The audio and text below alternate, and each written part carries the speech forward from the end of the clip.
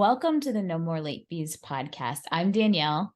And I'm Jackie, and we're just two best friends and ex-Blockbuster employees rewatching some of the best and worst movies of the late 90s and early 2000s.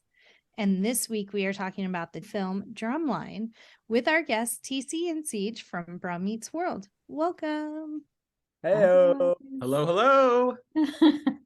If you want to get to know TC and Ceej a little better, pause and check out their trailer and then come back for Drumline. But before we dive in, let's get into some housekeeping. If you love the podcast and you want to support us, here are a few ways that you can. Did you know that writing us a review or rating us helps us get more listeners? If you want to be featured and help us grow, head to Apple, Spotify, Podchasers, or your favorite podcast platform and leave us a review. And if you like what you hear and want to buy us a virtual cup of coffee, head over to ko-fi.com/no-more-late-fees. And we've got merch. We've got shirts, shower curtains, even something for the dog. Head to nomorelatefees.redbubble.com and check out all the cool stuff that we've got lined up. We've got our logo. We have some fun sayings from our episodes. Definitely worth a look and a click and a buy. Okay. Shower curtains. Y'all ain't messing around. I saw that you guys clicking yes to everything that Redbubble has. It's fine. I saw that you guys launched your merch. It's so beautiful. It really it pops. Yeah, we're very excited. We just got into the merch game. A little late, but we're excited to be there. We're like, oh wait, everybody's doing merch. What have we been doing? All right. So set against the high energy, high stakes world of show style marching bands, Drumline is a fish out of water comedy about a talented street drummer from Harlem who enrolls in a Southern university, expecting to lead its marching band's drumline to victory. He initially flounders in his new world before realizing that it takes more than talent to reach the top. It stars Nick Cannon, Zoe Saldaña, Orlando Jones, Leonard Roberts, and Jason Weaver. It was directed by Charles Stone III. It was written by Tina Gordon Chisholm and Sean Sheps. And you can currently watch it on Disney Plus. Can you? Because I bought this. I watched it on Disney Plus. I absolutely watched it on Disney Plus. I figured you. I was like, because I left my Disney Plus on your TV. No, I have Disney Plus because I always just go to IMDb and it tells me where to stream it. And it was like two of the ones where you had to watch commercials, and I didn't have time for that. So it was $5 on Prime to buy. So I ended up buying it. I always Google it, and then it tells me like where I can watch it. And I saw Disney Plus, but we're going to have to get better at this. This is why y'all have to sell merch. So before we start, let's get into our ratings rewind. So you know the drill. Before we get into the movie, we'll reveal the rating our Y2K versions of ourselves would give. And then at the end, we'll see if our current selves agree with our initial rating. Our scale consists of would buy it again. The best would play on repeat. 5-day rental. Would watch again. 2-day rental. Okay, but nothing to write home about. Same-day rental. Trash, straight up offbeat trash. Like Bethune-Cookman. Anywho, let's move to the ratings. I had to say it once. I won't say any more trash talk after that. I don't believe you, but that's okay. You're good to know me. I doubt any Bethune-Cookman people are listening to the show anyways. Talk your shit. Let them know what's up. There are rivals. There are We rivals. can say what we want. You're in but charge. I fully support them as an HBCU. Yes. They're just not as good as your HBCU, and it's okay that they know that. Thank you. They ain't paying your bills. They ain't paying theirs. Okay, moving on. TC, what was your Y2K rating of Drumline? You know, I didn't know at what point I should reveal this, but I haven't seen this movie since it came out. So I really don't have a close relationship with the movie. So I'm going to say that probably my Y2K self thought of it as a maybe 2-day rental, because it definitely didn't leave a lasting impression for me specifically. Ceej? Mine was would buy it again. I enjoyed it for the time when it first came out. And yeah, I have thoughts, but yeah, I think it was would buy it again. Jackie? So there was a period of time when I was working at Blockbuster where I just bought everything. And so it was like I watched it once and it was decent, and so I would buy it. And so when we get into the movies like after like 2001, my would buy it gets a little skewed, but I will say I own Drumline and maybe watched it once or twice. It was not heavy rotation. So I'll go 5-day rental. Like I liked it enough to buy it, but then I didn't really watch it after that. It was a would buy for me. It was a would buy for me when this movie came out. I want to say I was in my sophomore year of college at Florida A&M University, and this was huge. This movie was an experience for our school, for everyone at that time, because a lot of the kids at my school who played it in the Marching 100, which I have on my shirt right here, they played in the fictional band. And it was almost like the movie was telling the experience I was living at the time. So it was very culturally relevant to me at that time. I did buy it on DVD. How many times did I watch it afterwards? Not many. I wasn't a huge Cannonball. Really? That's surprising. I wasn't. So there were, but I still liked it. Anywho, that's my history with it. Let's get into some box office deets. Yes. So this movie had a budget of $20 million and it made $57.6 million worldwide. I was able to find a oral history of the entire making of this movie by the entire cast on a website, and it was so cool and interesting to see the entire process. So the premise of this movie is actually based on Dallas Austin's experience. He pitched this movie. It was his idea. It's about his life, but it's about his high school experience. He was in a high school band. And if you don't know who Dallas Austin is, he's a huge, prolific music producer. If you remember TLC's Fan Mail, that CD, life-changing, he produced that. He ended up being with Chili and being her baby daddy. So the experiences of this movie were very important to him. He came up with the concept and he tried to pitch it. And it had been in pitching hell for a while. He pitched it to Fox originally, and it just kind of sat there like nothing happened. And then, people will ask him what happened to that movie? So he ended up talking to Quincy Jones, and Quincy Jones, after the show, I'll tell you what Quincy Jones said. It's written, and I'm shocked that Dallas Austin said what Quincy Jones said, but I'm not going to say it on the podcast. Quincy Jones does not hold his tongue. He does not. By the way, reading any interview with Quincy Jones is always fascinating because he'll just give it to you straight. Very politically incorrect. But he gave some advice. Dallas took it. He got a new producer to help him pitch it. And I think they had a new studio head at the time, and they loved it. And they were like, yeah, let's do it. And the studio head actually said, let's change it from being a high school movie to a college movie. Let's make it about being in college. And that actually was great.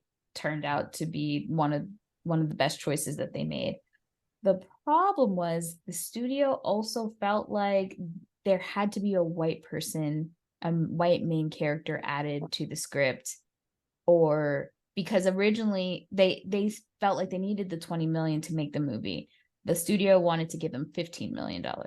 And even to get the 15 million, they were like, you need to have a white cast main character. white audiences are going to see this, and this is turning into a Black movie once they kind of got through the gist of it. I just really quickly, so you're saying that the entire cast, including Orlando, was worth 15, but GQ alone was worth 5? Yeah.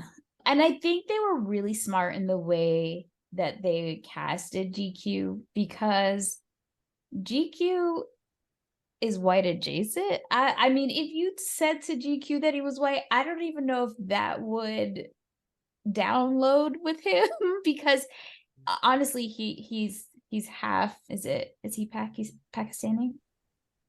Yeah, no, he looks like he's, as you said, white adjacent.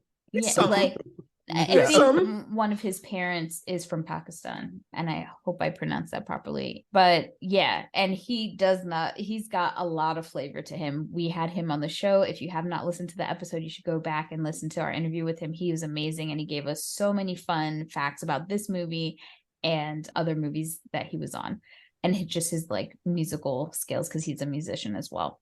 So anywho, yeah, they made them write a white character into this movie, but he is half Pakistani. Okay.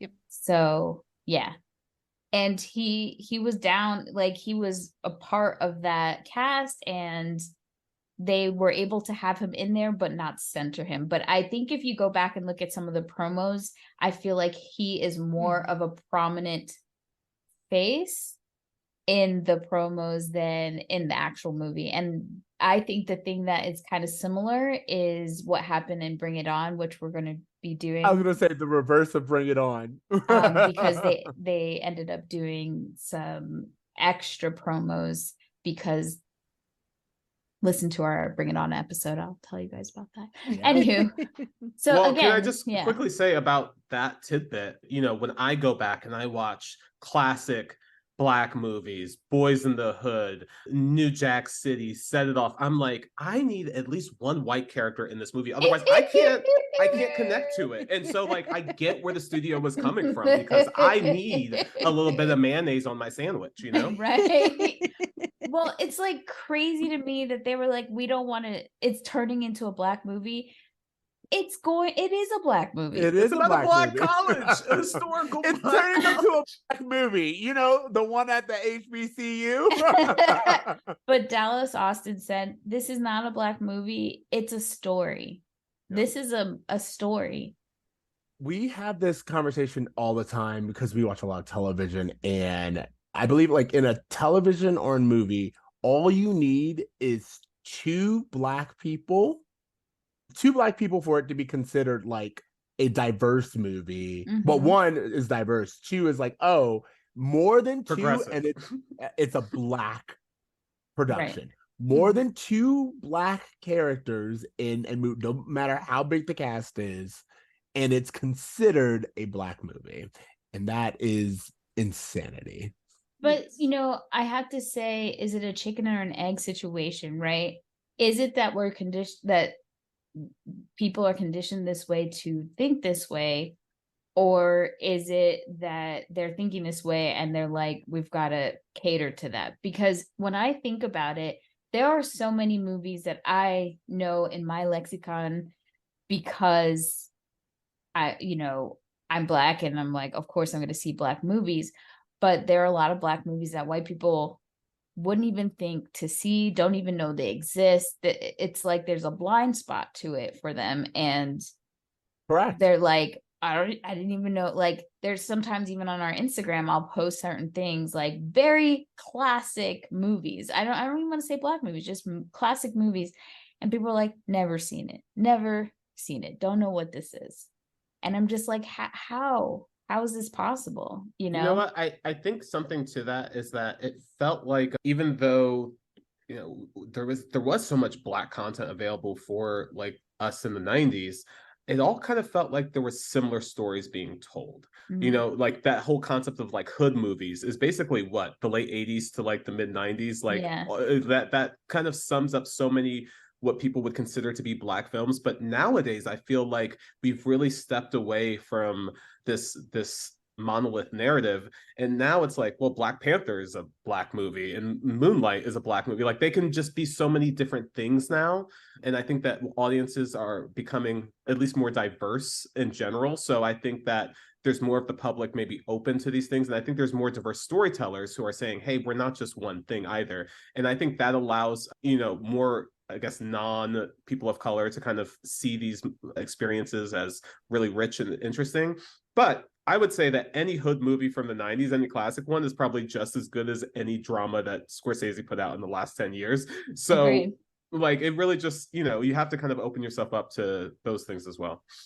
Yeah, I think those movies were kind of forced into a category because the studios were like, oh, well, Boys in the Hood did well. We've got to keep making these. And we're okay with making these because it fits the narrative that we're trying to push.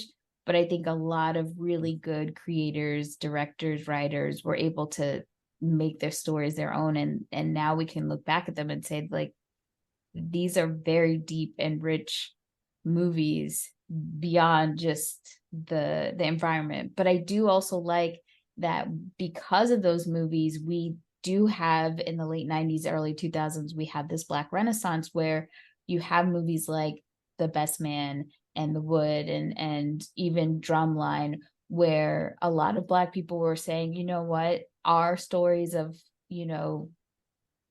us living our lives and being successful are not being shown on the big screen at all. I think we were seeing it on TV. We had a lot of Black characters and Black families like would start kicking off with like the Cosby Show and kind of moving in that direction, but we weren't seeing it on the big screen. So I do love this time period where we got really, I felt like a suburban kid that I was seeing myself in some of these where I couldn't necessarily always relate in movies that was not my experience, Exactly. I think, like, to me, it's about universal storytelling. What kind of like feeling it, like what parts of the story are universal and can be felt by anyone.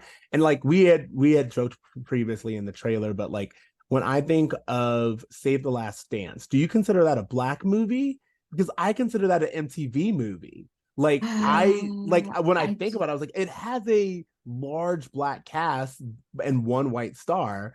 So I wonder who considers that a Black movie?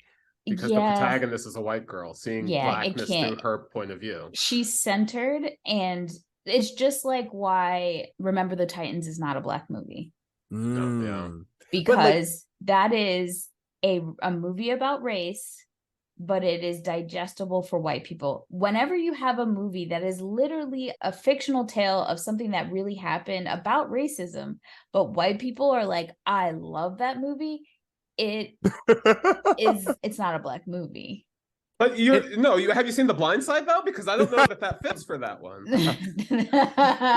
I guess to me, like I'm just thinking about all of the movies. Like Set It Off for me is another one where it's like that's just a good heist movie. Yes. And I think that some people may consider that a Black movie, but it's like no, like that's like so many of those things are just beat for beat a heist movie. The characters are Black, but like you should be able to enjoy it as just a heist movie. But as Black people, we know it's just a movie. We obviously we might gravitate more towards it because we have our own system, which is great. Segue back into this movie, which is based at an HBCU, which is a historically Black college or university, which is something that had to be made because there weren't colleges and universities available to Black people when they wanted to go for higher learning. The same thing could be said about Hollywood movies. We have our own Black Hollywood. We have Black famous because we had to make our own avenues because it wasn't available per se, but they are just movies. But going back to the white lens, because they're not centered, it is very rare that the larger consensus of white people will see some of these movies, like Set It Off. I could say Set It Off to a bunch of people and that are white, and most likely a lot of them aren't going to even know what that movie is. Same with Soul Food, which is just a great family movie. It's just a great family drama movie. So now that we have a warm entry into Drumline, so we know who got this movie greenlit. Just like the whole process of casting was interesting as well. I just want to say this: Silk the Shocker apparently was offered the role of Devin, played by Nick Cannon, but turned it down due to creative differences. I wonder what they were. I have to know what they were. What leg you got to stand on, Silk the Shocker? Let me tell you, the way I was sweating that man, okay? Really? I really thought out of the No Limit Really? soldiers, that was my boy right there. Okay. I want to hear your top 5 of all the No Limit soldiers. I love that you had like a ranking. You were like, out of all of them, I want the Shock. But he, like, when they came out, he was the cute one. I don't know what the other ones were looking like, but I was like, oh, he looks cute. I like him. And he used to have like an open shirt sometimes. Yeah. Yeah. You had to have that open shirt. Yeah. What a different timeline it would have been had he took it and he took over Nick Cannon's life. Silk the Shocker on Wildin' Out, who knows? The host of The Masked Singer. Yeah. Still going by Silk the Shocker in his old age. Exactly. But the other names that just really that were up for Devin were some of the notes said that Lil Wayne and T.I. were up for the role. But here's the thing. I can see T.I. I can see T.I. for sure. They weren't up for the role. They auditioned. I just like to change the verbiage a little bit. They auditioned. That makes a big difference. It does. Yeah.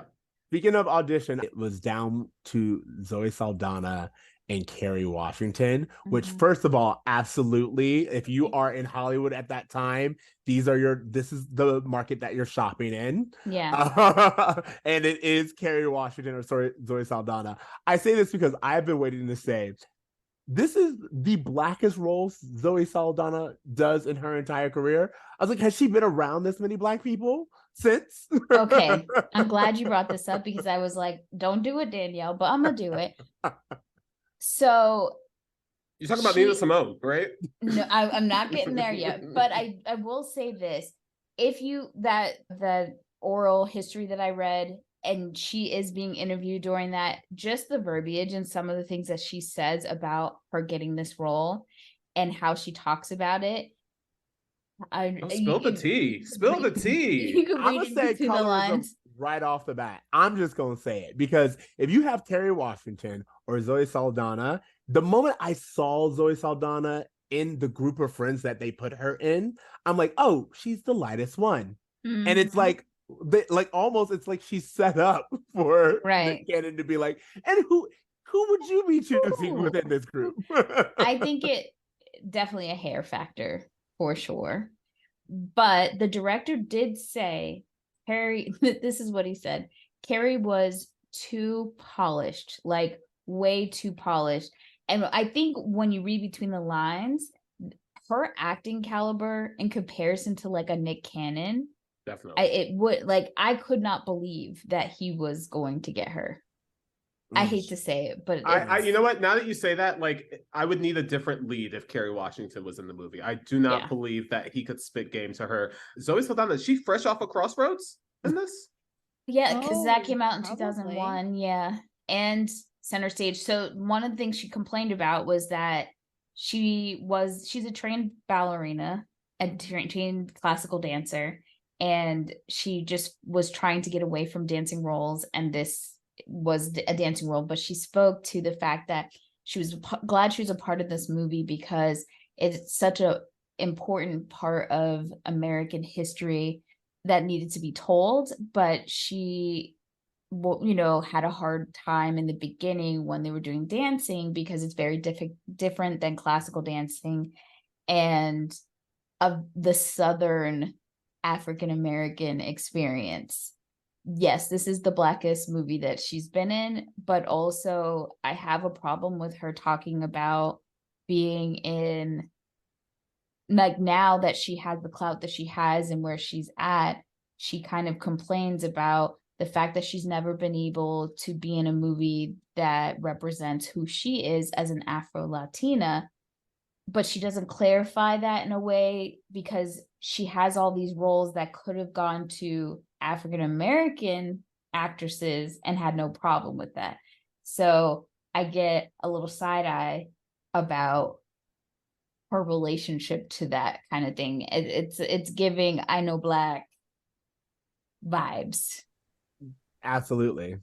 Well, yeah, and that's why I had to bring up the Nina Simone conversation, because that was the major complaint with her being casted as Nina Simone, was that she is so light-skinned, she's Afro-Latina, and that she didn't have the, Nina Simone is a classically dark-skinned woman. Right. So it was definitely rubbed people the wrong way. And yeah, and here's the thing. As an Afro-Latino, I would say that it's nice to have our own people to cheer for, and it's nice to have our own community. I was telling Ceej that, like, it wasn't until Miles Morales that it felt like people accepted Afro-Latinos as their own thing, as like, right. Oh yeah, there's Latinos that also experience racism. But it's also a different experience. And, even me and Ceej experience colorism.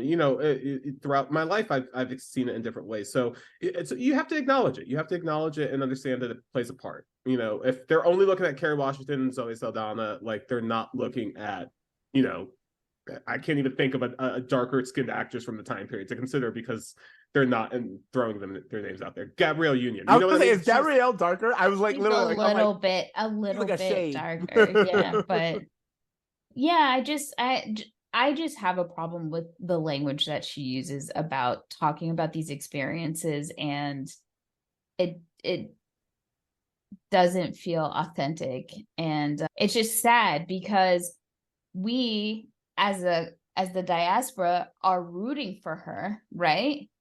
But the sense that she's not fully aligned in that diaspora completely. So as we jump into Drumline, we see it is graduation 2002. Nick Cannon plays the role of Devin, and it's like an aerial view. It's a very cool cinematic shot of, like, the class of 2000 sitting there with their mortar caps on. But he is manspreading like no one has manspread before. I'm like, sir, stay in your space. I don't care that you're bored. Right. People need leg room too. He was letting all his babies. He's got to air it out. Yeah. Well, he's wearing a gown. He can't be constrained. And he's very bored, but his mama sure is proud, as his name is called, with her puka shells. Hey, don't knock the puka shells. I'm bringing them back. Like, I'm not wearing them now, but I've been wearing them all week. I'm like, and for the time period, puka shells, such a hot accessory. It's true. Yeah. It was giving me Veronica Mars, Logan Eccles vibes with her little puka shell necklace. But then at the conclusion of graduation, the band performs. This is, as we talked about in our trailer, if you want to go back and listen, I Believe I Can Fly by R. Kelly, which it cuts a steep. I mean, everybody played that at graduations. It's true. R. Kelly has touched the lives of so many children. Dark humor. And so then we see Devin kind of start to add some flavor to the beat. He kind of gets the whole drum line in on it too. And then we see him posing for pictures with his mom. And she's like, can't you just make a normal face? Like, why you gotta be cutting up? Go ahead. I love how the band director looks so irritated. And I could just imagine in his head, he's like, I'm so glad this boy is fucking graduating. Yes. But then he really gets into it. He's like, whatever, like, this beat is hot. Like, he just gets over it really fast. And then mom, correct me if I'm wrong, does mom say something about fast girls in college? She does. He does. That is a Black mama line. I have such a problem. Like again, this is like, I think we've learned a lot since like the 2000s, clearly. But like, calling the girls fast as if it's the girls' problem and like this idea. Like that was totally something I noted. It was like, oh, those fast college girls. And it's just like, all right, when did you have Devin? Let's talk about that. Yeah. Also, the conversation is never like, hey, you as a man, you Strap need it to up. have You are talking to responsibility. Nick You Cannon. need to have. Oh, you know what? You're right. You're right. As a cannonball, I'm saying if anyone needed to have the conversation about Yeah. being fast, It's Nick Cannon. Well, even in the next scene where he goes and confronts his dad in the subway, he's like, I don't have a bunch of kids running around. I'm like, yet. There should be a yet. When he said that, I died laughing. I was just like, there could not have been a better, just like foreshadowed it. But I just died. it is hilarious on the internet. That is the one scene where someone was like, this is not aged well. And then also, if you listen to that scene and you think about who Nick Cannon is, I was like, oh, this is a speech from his kids. Those kids, it's too many. It was his future kids traveling back through time to tell him. I love the idea of his children memorizing that speech and giving it to him on their 18th birthday. Please. I love that somebody updated IMDb just about that line. This in the beginning of the movie, Nick Cannon says da, da, da, da, and now he has 80 million kids. Like somebody had to go and update that in IMDb. Because it's so hilarious to see that line come out of his mouth, considering what he is known for now. Irony. You know, I do want to say I thought he acted really well in that scene. Like just to give him a little bit of props. Like I thought his performance in that scene was actually pretty good. The director told him, like, I don't want any of that, the caricatures that you have to do on TV. Because remember, Nick had multiple TV shows on Nickelodeon. He was the guy at Nickelodeon at that time. And so this was like his first serious non-comedic role. And he's just like, I want you to kind of like be yourself. And you're right. I think he did a pretty good job considering. Like we said, Devin goes to the subway. His dad works as a subway attendant. It's obvious he hasn't been a part of Devin's life. And so he's like, I don't have kids. I've got a full ride scholarship to college to play the drums. You didn't help at all. That's why I didn't invite you to my graduation. But by the way, I graduated type thing. And he also notes that, and I'm doing something with my music, which tells us a huge glimpse that his dad was a musician and that didn't come to fruition. So the college he attends is a fictional college. In the movie, it is called Atlanta A&T, but it is based off of where, Danielle? Well, I got this off of IMDb, but I wonder who put that in there because I'm not really sure if it. So here's the premise. A lot of people from my school claim that the movie is based on Florida A&M. I do actually believe it's based on a high school in Atlanta because obviously the movie was supposed to be about a high school. But I can say there's a ton of inspiration about Florida A&M we've woven into this movie and I'll layer those in later. So yeah, Danielle, I just want to clarify. How would the Georgia-based HBCUs feel about your proclamation? Look, ain't nobody better than the 100. I don't care what they say. Clark Atlanta ain't beating the 100. And Spelman and Morehouse, do they have bands? No, they're trying to be they don't. I don't even think they do. They're trying to be elite. You know, that's what they're known for. So where this movie takes place is obviously Atlanta, and this is a fictional school. But in Atlanta, there are four core. Well, at the time, there were four core historically Black colleges. We had Clark Atlanta, we have Morehouse, which is an all male school, and we have Spelman, which is all female, and then you had Morris Brown, which is the rival in this movie. Mm-hmm. Now, it is also rumored that the rival school that Morris Brown plays was offered to Florida A&M, or that they would be in that battle of the bands. But at the time, our wonderful Dr. White, who was the band director at the time, was like, FAMU doesn't lose. You know what? I love it. I respect it. That's them Vin Diesel rules. Like, I'm not going to lose on screen. So we don't acknowledge losing here. It's a rumor, but I could see that it tracks. But a lot of the people in the band that played in the band were FAMU students. The guy who is Nick Cannon's double in the film and who like really teaches him a lot of his drum skills, his name is Jason Price, aka Snoop, and he was a sophomore at FAMU at the time. And even the band director that they got from a local Atlanta high school, he was a Florida A&M alum and also ex drum major, so top tier. So there's a lot of FAMU. A lot of FAMU. Danielle, now were you in the band or were you just I'm just a groupie, y'all. I'm just a groupie. Okay. As you should be. No, I mean, I did a lot of research because my school is very important to me. And I called I have a lot of friends that were in the band. I called one of my friends and we were going back and forth. I was asking a lot of questions because I wanted to know if this experience that we're seeing in this movie was real. Like, did this happen? Did they have these little factions, and were they, I don't want to say haze. That's not a good word for our band. If you want to know, look it up. But okay. Talk about it. I have a lot of comments about that in this movie. We're from Florida, remember? I know. I'm talking we to know the a school scandal.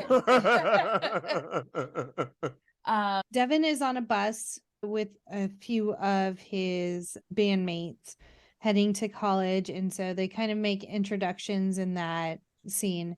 So we're introduced to Jason. Was it Charlie?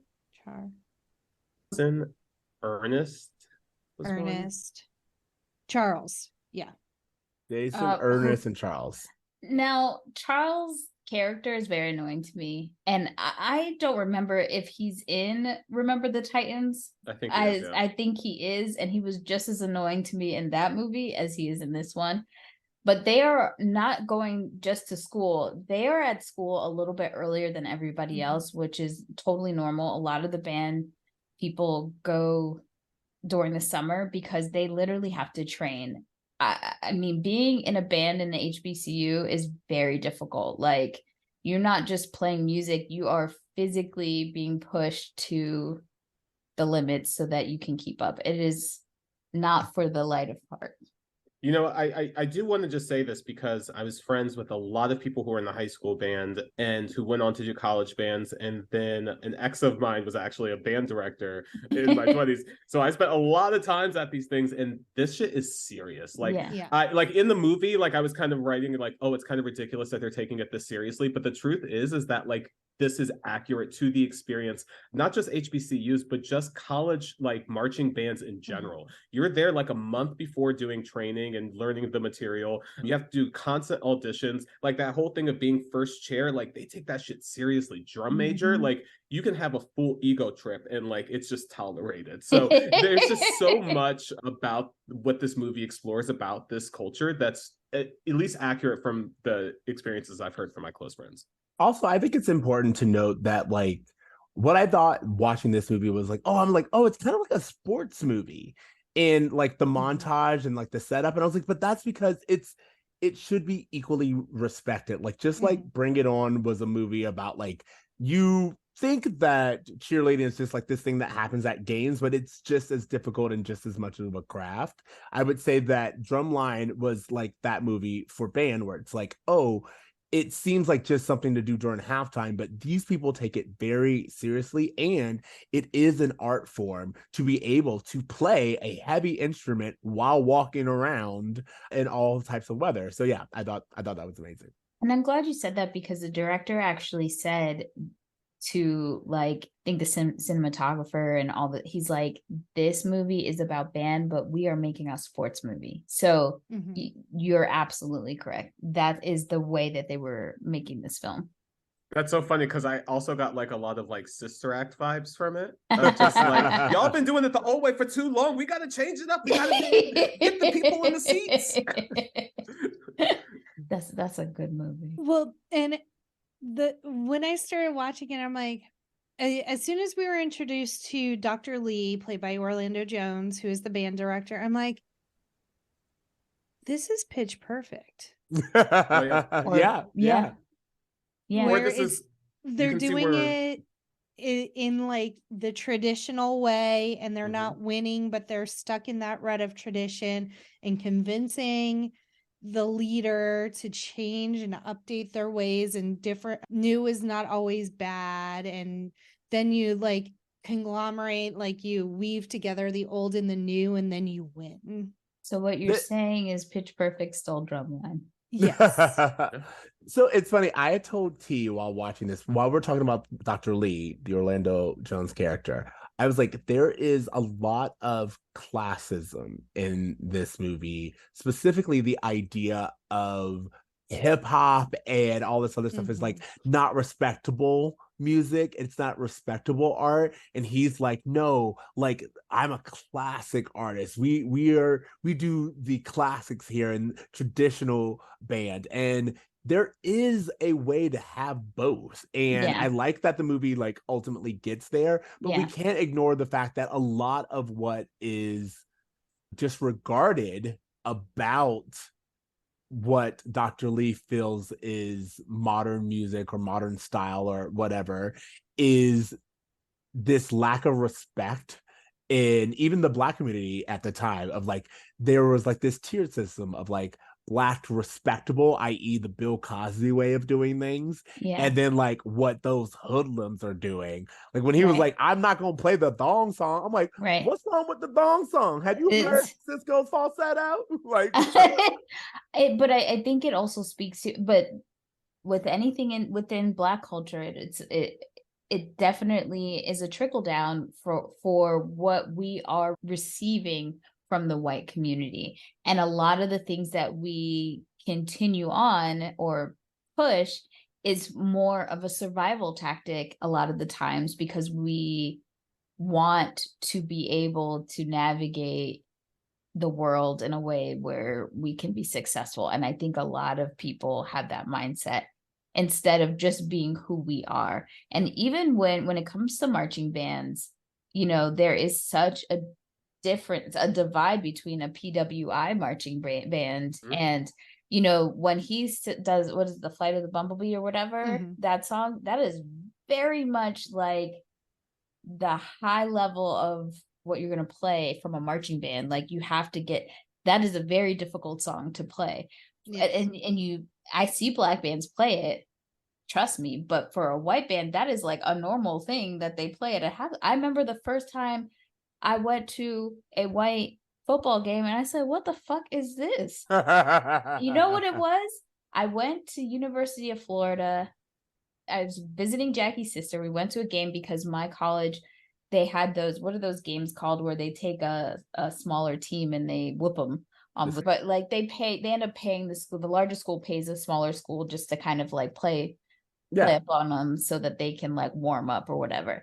So I knew we were not going to even come close from a football standpoint against UF. But I said, but you just wait, Heather. You wait till my band gets up on that stage, onto that grass. We about to tear it up.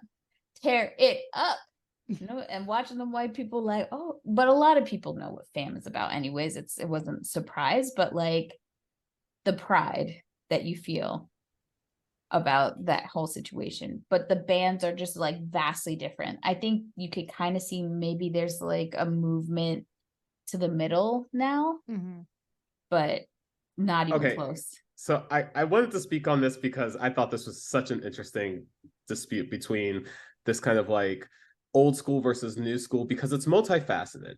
Because first of all, within marching band, classical music is so racist. Like, I don't know if you guys were in like college or high school bands, but like you are almost exclusively playing classical music from white artists because no non-white person was considered classical, evidently. So you are just constantly doing that as the standard. And when you go to marching band competitions that aren't HBCUs, you are going to see all of that, just that classic, almost military type of marching band, like that style being preferred. And so it's just like there's racism happening within just the whole dynamic of choosing music for a marching band and how you display it. Yeah. But within the Black community, there's always been, you know, at least within the last 100 years or so, this conversation of jazz versus hip hop. And you know, it seems like Black people were responsible for the culture and we're responsible for creating new things. And I wouldn't say responsible in a bad way, but just like we just do. Yeah. We're constantly creating the newness, that there doesn't seem to be this protection of the like carrying a legacy, or, you know, for jazz, like it just doesn't seem like there's this culture to protect it the way that like white people do with classic rock, for example. Like, you know, there's this thing of just like, even if you ask any white person today and you just bring up like Leonard Skinner, they'll probably know a few songs and they'll probably hold them in great reference. But I don't know that the average Black kid today could list a Louis Armstrong song or a Miles Davis song, because it's not something that we're like passing along. So I understand Dr. Lee's perspective of like, hey, carrying on that legacy as well is also important.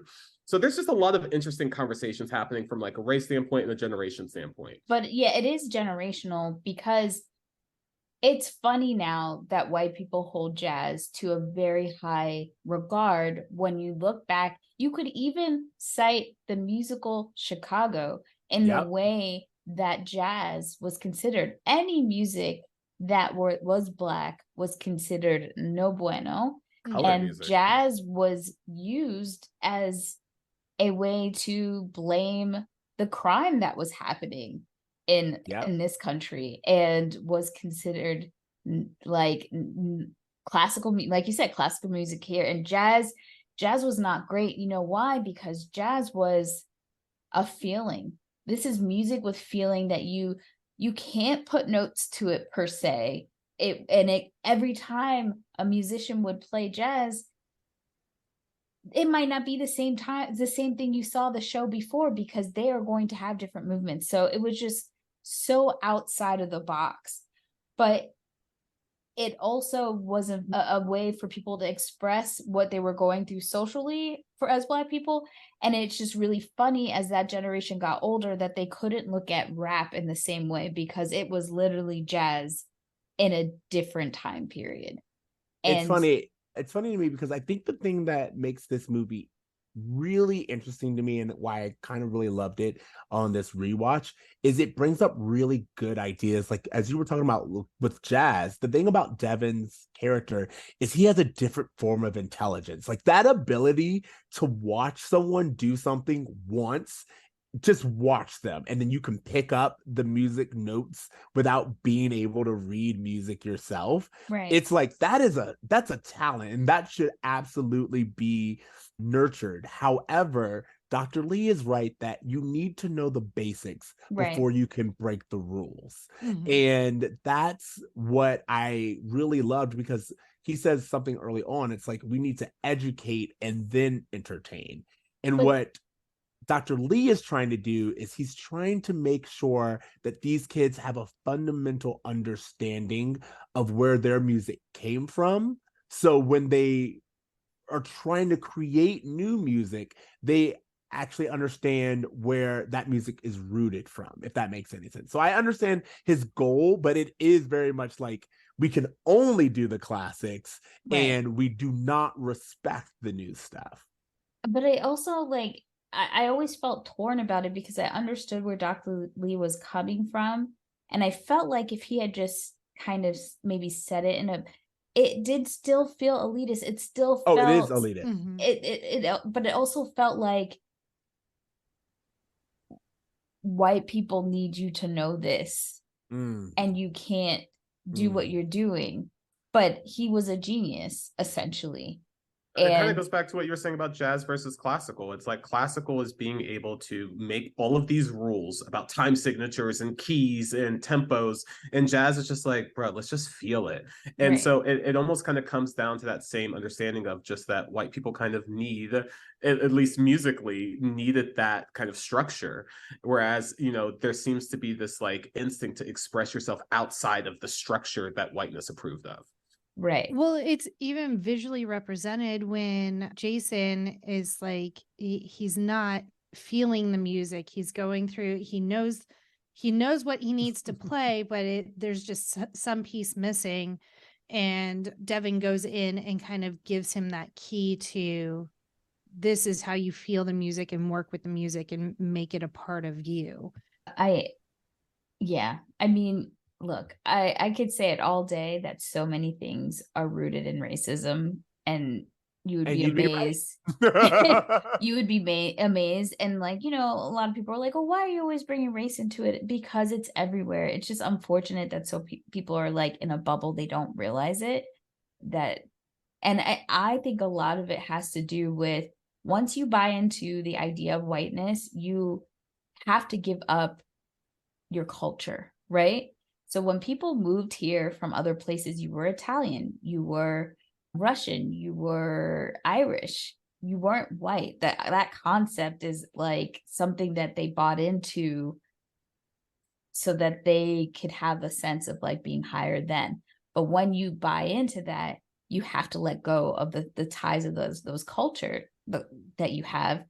And then what do you have? Because whiteness offers nothing, right? It offers no real culture. It is an absorption of things. It's like literally mocking or repeating something that you're seeing but not quite understanding, and being able to have that touch point of where culturally it comes from. Mm-hmm. And they don't understand that. It's an absorption and a regulation. Yes. Like that's what it becomes. And again, I think the character of Devin is supposed to be a little unpolished and a little more like I said, there's a reason why he is shown the most as feeling the music and understanding, like having an inherent understanding. And my whole point is to say that, like, I feel like Devin's right in the term of, in order to progress, you have to go back to like the feeling of the music. But Dr. Lee is right in order to be successful, you have to have an understanding of the basics. Yeah. And this movie to me does a really good job of being like, no, it's both. Like, you're wrong here and you're wrong here. And both of your egos kind of helped prevent you from seeing that for a little bit. But if you can put your ego aside and listen to each other intergenerationally, interclass, like so many other things, great things can come from it. I agree with you. I think success, I would change the word success to survival, because what is success really, it depends on who's defining the it. definition. Yes. Right. But I also think it's like they put, yes, Devin needs to learn the music to survive in this realm and in this space. But also it's like, especially, I feel like Sean uses that elitism part that he would get from Dr. Lee, because he knows he's not as good as Devin, and uses it as a way to ground him or take him down a few notches because he's so good. And when, especially in the Black community, when we are excellent at things, or we're really good at things, and we know and we sit in that and we have no problem being prideful in it, in a sense, it is not deemed okay. We are not allowed to have a big head about our gifts and skills. We have to learn how to like not show that outwardly. I'm so glad you brought up this idea of Black excellence, because I actually think that's to Dr. Lee's own detriment, is trying to be the Black exception, is trying to be one of the good ones. And I feel like so many times, that's seen as like the preferred method in order to make it in the white world, in order to make it in society. But like, to your own point, that whole striving for Black excellence, he was ignoring Devin's innate excellence that he had. So I just think it just kind of blinded him to excellence that he could have utilized in the band earlier. I don't think he ignored it. I think Danielle's right in the sense that he was like, you can't succeed in college, or you can't succeed in the white world if you don't know how to control yourself, if you don't know how to read music, you know, like there's so many things where he looked at him and he was like, you are limiting yourself and your options by not adhering to what white people expect. Right. And so I think he understood. I think one of the things that everyone understands is they look at Devin and they're like, this kid has it. He's smart. He's so talented and it's inherent. But I think something that anyone who, especially like Black children raised in the 80s and 90s and 2000s, understands is that you were taught that your Black excellence has to be palatable, Mm-hmm. and it has to like take all of that energy, take all of that excellence, and filter it in a way where you don't scare anyone off. Filter it in a way to where you are still seen as respectable. It's respectability politics. But Is what he was concerned about.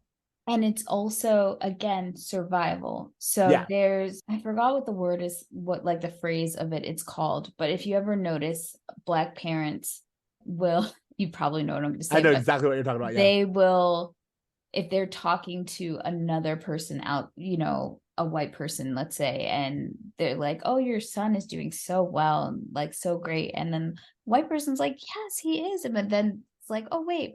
But your son actually has the highest grade. Oh, he's giving me so much trouble. That guy, I can't deal with him. The parent will downplay how well the child is and will even downplay it into the child. Can't gas your child up too much, because you know to go out and survive in the real world, you cannot let them know that you're excellent. And that comes from slavery, in the sense that that boy can't read. Who said he could read? That boy can't read. Right.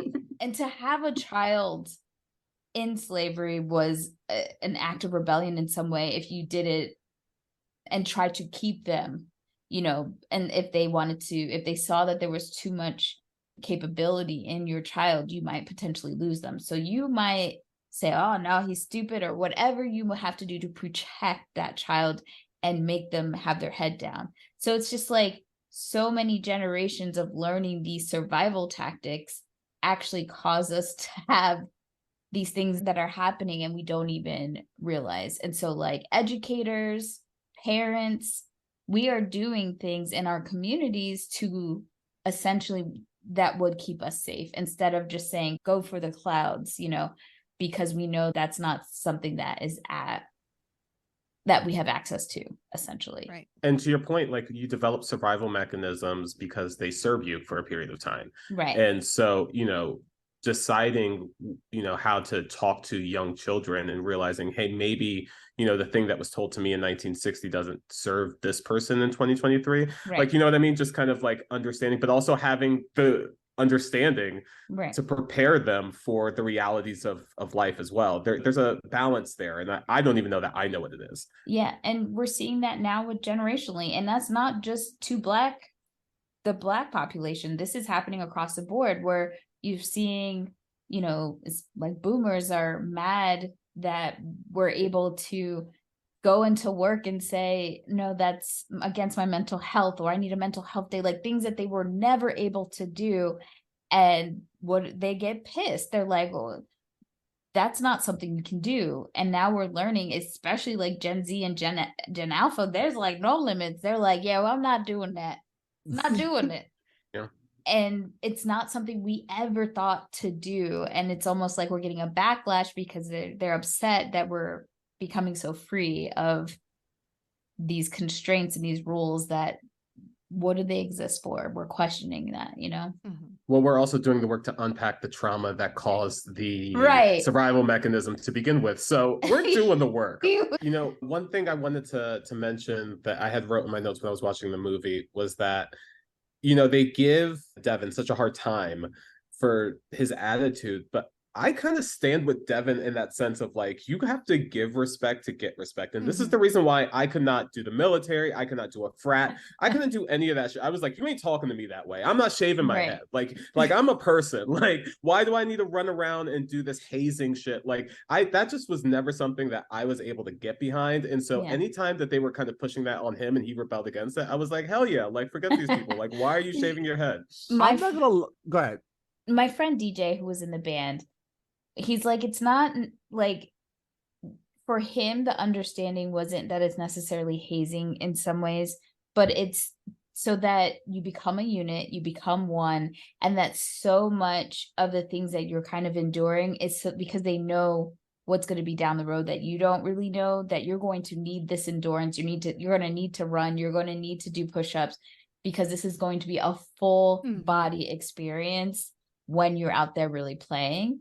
Now, some people take it way too far, and I do agree with you that some of these things were beyond just like getting you prepared for the band and what you need to do, and it was more like, you need to follow my commands. I think a lot of that was shown with Sean because that was more of his ego situation than him having his group like the top of mind, a purpose for right the action. I think this movie is good because almost every character has like a point, so to speak, but they also maybe go around about it for the wrong reasons. Like, so for example, to me, as you said, it's less hazing. Like it comes, like, of course it comes off as hazing if you're 19 or whatever. Right. But it's like, no, Sean says it right. He's like, when they hear you, they won't hear you.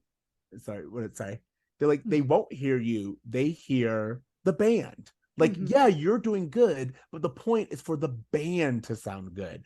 All of us collectively, that's what we're judged on. We're not judged on your solo. We're judged on us as a unit. So he's right there, specifically when Devin grabs the one drum, the really nice drum. And he's like, you're not ready for that yet. And then later we see him running up the stairs and Devin drops it. And he's like, this is why you don't have that nice drum yet, because you're not ready to perform with this really expensive piece of equipment. There is something to be said about the lessons that are trying to be taught, but it is important to know when you are talking specifically to a young Black child about authority, why you need to give them a reason as to why you are instilling these lessons. Because for someone like Devin, his exceptionalism has gotten him this far. Right. That's why he said, they came to me. They said they need me. Why? Because my innate ability to stand out is what got your attention. But you are right. The teachers are right when they say that is true. But in order for you to get the attention and acclaim that you want, you have to be able to join a team. And I think it also is generational as well, because our parents and our grandparents, they didn't give us reasons. Like children, that whole idea that children are meant to be seen and not heard is like a concept. Like they almost feel like you are, when you ask a question, it's for understanding and not challenging per se. And I feel like a lot of stuff could be avoided if they could just tell us the purpose or the 100%. reason why. Like, don't call me a crab and tell me I'm an asshole because I didn't want to wear a white shirt. Like, right. You know what I mean? Like, tell me why. The way they talk to him and try to force him into, like, to me, it almost felt like forced conformity, which I know isn't it. Everyone's making great points. They're trying to make him one unit, one team, all that shit. But it also feels like they're like purposefully trying to break him down without, like you said, giving him the proper explanation, being like, hey, the reason why you can't do that is this. It's almost like, no, you didn't do this and I'm going to shame you for it, versus giving you the explanation. What Sean does. Sean is trying to break him and not like the real reason why they do it. We wear white because we want to get everybody used to being in a uniform, and white is the most accessible. Everybody has a white t-shirt. Like, instead of like having that thought through, but Sean is just doing the trauma that was done to him without any reason. And he's just repeating it because it worked for him, and not understanding that this is not the same type of person and you can't do that with everybody. And I think we're learning now more than ever, especially with everybody realizing that they have ADHD and all the things that they went through in school, and with the way that everyone learns differently. And we're dealing with children now who are like asking why, and we cannot just say because I said so. They're not accepting that.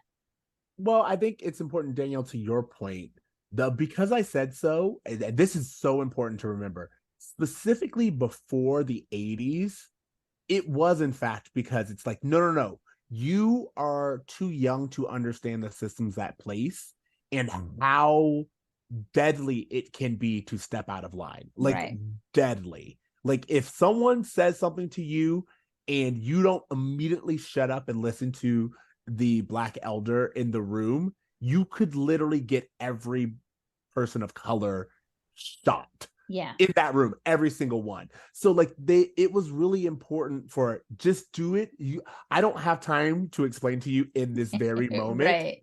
how much danger we're in. Right. Just listen to me and don't ask questions. Like that's kind of like what it was. But Now, they could have said that, but they didn't Mhm. say that. no, It's- I'm saying like that takes time in the moment. Yeah, And yeah. I'm saying is that you were accurate when you say a whole generation was raised under that kind of Yeah, you're right. authority. And then you get the millennials who, you know, or the Gen Xers who were just raised with the Cosby Show and We were raised by the TV. We were by ourselves. Black Power Rangers, and you can be anything. So this and a whole decade of I don't see color, you know, like all of these things. So when we got to an age where you were like, just do what I say, we were like, I don't think so. You've been at work my whole life now. You want to come talk to me? You don't just get to come in and tell me what to do without a good reason and or explanation, especially since we are so like we will follow instructions that make sense. We will not follow instructions that don't make sense. So if you don't take the time to tell me why it makes sense, then why am I listening to you? Right. So that's like, I just wanted to point out that you are accurate when you say why the generational is, and that it really did have to start with us being like, oh, it is not that the older generation had ill intentions. They literally just did not have the time and or words to explain why. And now we spend most of our time with any generation being like not even to a younger generation, to ourselves, being like, hey, do you know how you were taught to do this? Well, this is the reason why. And we're all like, oh, you know, like, yeah, I was gonna say, like, being kids of the internet too, like we're used to being able to find the answer to the thing we have a question about. So you can't tell us just to listen and follow along when it's like, no, like I can find the reason for everything on my phone. Like you can't tell me that there's no reason for it. In addition to Devin's experiences conforming to band life at a collegiate level, he also sees Layla, played by Zoe Saldana, day one across the courtyard, essentially hollers at her. And so, and it's set up like she's going to completely reject him. But instead, it's like she falls for the thing that she called him out on. Like, do girls really fall for this? And then, like, they're immediately a couple. And I'm like, didn't even play hard to get. Deirdre and Ernest, like I was like, why is like Ernest begins the movie just kind of talking down and nagging Deirdre, who is very competent, obviously has gotten there on her own, and he's literally like, oh, I don't. He's just so like he being the only girl on the marching on the band, like and then for no real explanation other than like time and proximity, she's just like, hey, first of all, it seems like she like teases him a little bit as a way to be like, what are you up to? Which I understand. But then she like sincerely cares about him. And he's like, yo, I gotta make it up to you. And we're together now because, again, I just was negging you at first. And now that was my way of flirting. And you got that. And you are supposed to want to be with me, even though we haven't seen any kind of growth from Ernest, nor interest from Deirdre. It's very much that he's teasing you because he likes you bullshit that we're fed as young girls. This is another example of how women were told or taught to accept absolutely the bare minimum, the nothings. When a man For goes us out of to his be- way to make you cry in Right. the second grade, it's because he likes you, and Right. you have to learn This that. is how we get, gaslit into dating men, essentially. It's the truth. It's proximity. That's you just It's described true. a heterosexual relationship right there. Proximity. Barely any words. To your point, Jason Weaver is tragically underused in this. Like, this dude Oh my has gosh. charisma. This dude has talent, and like, dude, this was little Michael Jackson. This is Simba. Like, Yes. this dude can do Yes. anything, and I just felt like he was more comic relief. He reminded me of like a role that I would see Omar Gooding in versus Yeah. Jason Weaver. So Funny I don't that know. you would say that. I know, right? I know. That smart guy switch. I would though. I would switch him up. Jason Weaver was one of my childhood crushes. He should Just seeing him on screen, I was very upset that he wasn't around more. I would have preferred that we got rid of the Charles character Mhm. I agree. and just Combine them into given one character. everything. Like Ernest could have been frying fish. And let me just tell you this: at from a college level, a Black college level, there was always somebody doing some very questionable electrical situations in our dorms. Like, our dorms were so old, Yep. and I'm surprised they didn't catch fire, to tell you the truth, while we were there.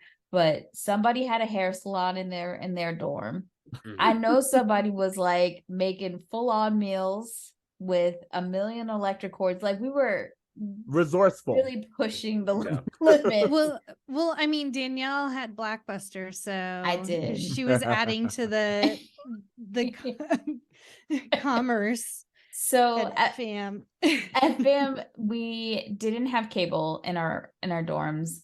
Again, we had older dorms. They every year was like, oh, we're gonna change it up. They have changed it now. They actually tore down our dorm, which makes me really sad. Big ups to McGuinn Hall. And since we didn't have cable, I had all the movies from when I worked at Blockbuster and all the bootleg movies my dad would buy. And so I started renting out to the girls in my dorm. And my business was booming because I never had to ask money for laundry or anything. I had it taken care of. Love a good side hustle. Blackbuster, by the way, I want that to be a series. Blockbuster trademark, calling it. You know what? BET started to call their movies back in the day that they would have, which was always Baby Boy for some reason. I don't know. Always Baby Boy. Always. Always Baby Boy. But they had Blockbuster like on a Saturday or Friday. I was like, they don't fucking stole from me. I know one of you bitches at FAM, you snitch. And that's how they got it. Snitches. Hey, can I say something real fast about that Zoe Saldana Nick Cannon relationship? Even though I felt they had chemistry, to your point about like it seemed like he won her over very quickly without like a lot of development. We were saying in the beginning how like Black movies had this monolith of like being hood movies, and I think that leading Black men were kind of put into that same bubble that was created by Eddie Murphy and later developed by Will Smith of, okay, if you're going to be palatable, if we're going to be the charming one, then you have to be ultra macho, you have to be humorous, you have to be able to say a zingy one-liner that will, although offensive, make a girl smile because she's so impressed with your wittiness. Like, there was just like an archetype of that I saw portrayed in like the Jamie Foxx show and Steve Harvey. Like, basically every Black sitcom of the 90s had that one ultra charismatic, smooth dude who, no matter how problematic, was so just like charming that he got away with it. But it happened on the other side. Like, every Adam Sandler movie, every white, very not cute guy, not even funny, somehow getting the hottest girl every time. It's because you're trained to look for his potential. Like, look past his flaws and look at like the thing about like Nick Cannon's character Devin in this movie, or I was gonna say Adam Sandler's characters. It's just like the fact that he's charismatic and he's funny and all this stuff. All those movies have one thing in common, and that is when he gets his shit together, he goes far. So the girl is supposed to lock in, like she's so almost supposed to buy stock low. So when Mhm. he rises, she can be like, I was there on the ground floor. Like that's what they were teaching girls at the time. And you are supposed to, what all of these movies had taught us was to look at a man's potential and ignore what he does on a day to day. Just Mhm. like, but look at his, if he gets his act together, he's gonna go places. And that's why And we're that's at exactly, yeah, that's that's what why this we're movie is at about. where we're at right now with this revolution and the incompetence that's happening with our male partners, and women are opting out. They're like, I don't need this. And This is a tale as old as time. You kiss a toad, you get a prince. right. So we see Devin at one of their first games. Sean kind of challenges him and is like, if you want my solo, take it. And Sean thinks that Devin is going to choke. He's going to get out in front of the crowd. It's new, it's scary. And Devin rises to the occasion. He feeds off of it. He's there. And he also impresses the dean, who just wants that money. Yeah. He wants shucking and jiving, and he wants the school to make money. He don't care. Can I say something in support of this dean, who I know comes across as like this person who's not as caring about the artistry of the music, but what he's talking about, there's truth to it. Like when you're at a Friday night game, like the people who come to a football game are not always the people who are interested in complex musical performances.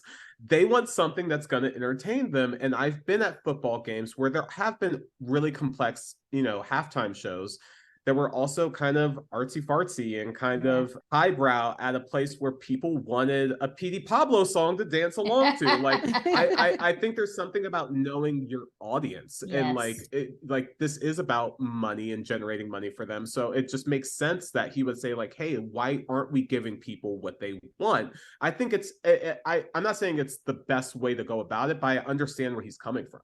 I just to volley that right back, I was going to say, to Orlando Jones's point, Orlando Jones is trying to teach these kids something because this is a college, and the dean is like, well, we are also a business and we need that money. And to me, again, if this is a sports movie, it goes right back to this idea of we want to use these children to get us money that's not going back to these children. Nope. And if they leave here with less of an education, does it really matter? We got what we needed. Right. And I do think like there is this is why I was like, everybody in this movie has like a point, but it's also, they also have a kind of backside to their own motivation, because the dean is right that why aren't you playing music that the crowd can relate to? Absolutely right. But his motivation is not to make sure that Devin knows music at the end of the day. He is on a scholarship. This is potentially what he wants to do. He needs to leave college being able to read music. But the dean doesn't care about that. Only Orlando Jones seems to really care that this kid leaves this place with a skill that he can then transfer into a life. Right. And I think honestly, what's missing for everybody is balance. I feel like he should want the kids to be educated, but you can't have these programs, especially from an HBCU, from that lens, because especially if you happen to be a private HBCU, it makes it even more difficult because you're not able to get grants and financial backing from the federal government. So that means that you have to you have to completely depend on your alumni and outsource money to come in. And that means during games, you gotta, and for an HBCU, it's rare that it's about our football teams. Very rare. When that guy says halftime is showtime, it's not a lie. Yeah. We are here for the halftime show. And you will really see half of the, like a good 80% of the people leave after the halftime show at an HBCU game every single time, unless just a miracle your team is winning. Miracle. Well, again, you have to know your audience. You have to know who you're performing for. Like, I don't know. There's something about show business. It's a show and it's business. So Danielle, I wanted your thoughts about the step routine at the house party. You mean how Zoe did, or just the fact that there was a how step Zoe show? Did specifically? In her interview, she said that her sister did step. I think it wasn't natural to her. And look, for me, I feel like I have rhythm. I used to tap dance. It would take me a while. You still tap dance. I do. But I would have trouble. Like, step is not like my thing. So I could see there being some awkwardness for her, especially, again, she is coming from a classically trained background. She did okay for what it was. Now, I'm thinking for most people, going to a college party and then seeing randomly these fraternities and sororities just stepping in the middle of the party, that might be odd. But for a Black school, that is absolutely normal. Any one of the Divine Nine is going to pop up and do their strolls in the middle of the party, and you better not get in the way of them doing their stroll, and you better not try to emulate their stroll and their signs and their call signs or whatever, because that is like a sin. And I remember going to college for the first time and experiencing a lot of the HBCU life for the first time in that way, because I didn't go to a Black high school, and seeing this, and just, it was like a whole new world, and learning the rules and figuring it out. And it was like, sometimes it felt like people were doing, we didn't have TikTok then, but I promise you, every time there was a party, there was a choreographed number. Every time there was a dance that everyone knew. And I'm like, where is this happening? When is this happening? When are the lessons? But then eventually you just learn it. You figure it out. And then you're So you're saying you got to live house party too? Like, I did, but so jealous. In a different atmosphere. But like, when even as alumni, you go back or you go to parties locally, there's like alumni, whatever. There are dances from your time period that everyone just knows, and it's amazing. It's a wonderful, like, unifying thing.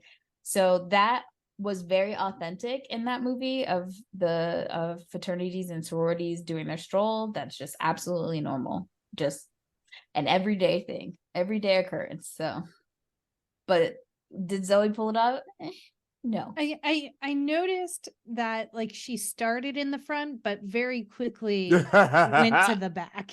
If you watch, there's a show that she did on Netflix called From Scratch, and there's a scene from her wedding, because again, she is a Black person.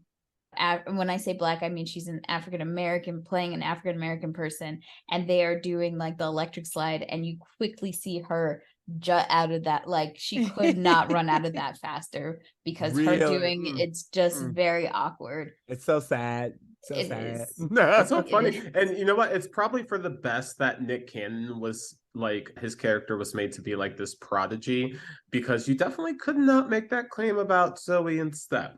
No. No.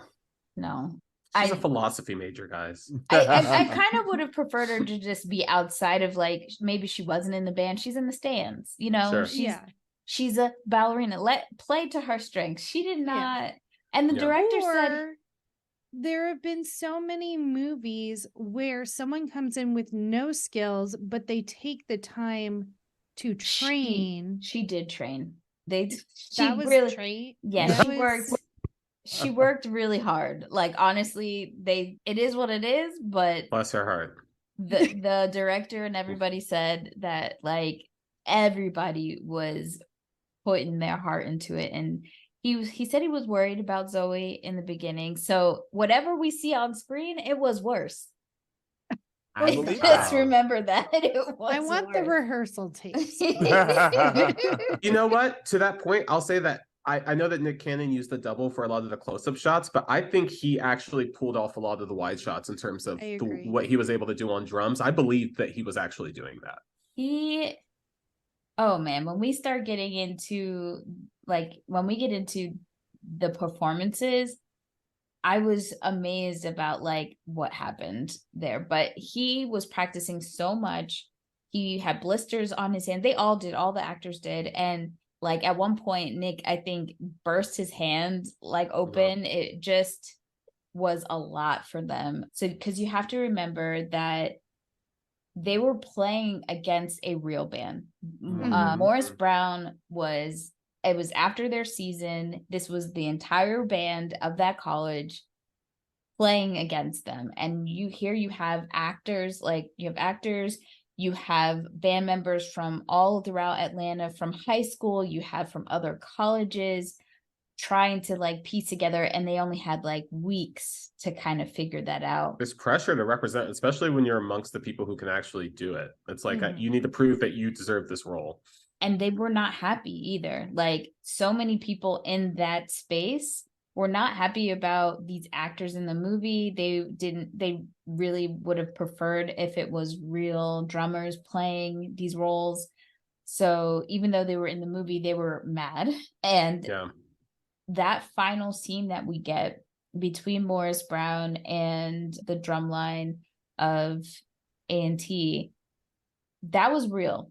So the director, what ended up happening, obviously it was choreographed and, whatnot, and it's scripted that they were going to win A&T, but Morris Brown did not come to play. So they came, that scene where they play on their drums, which is like a sin.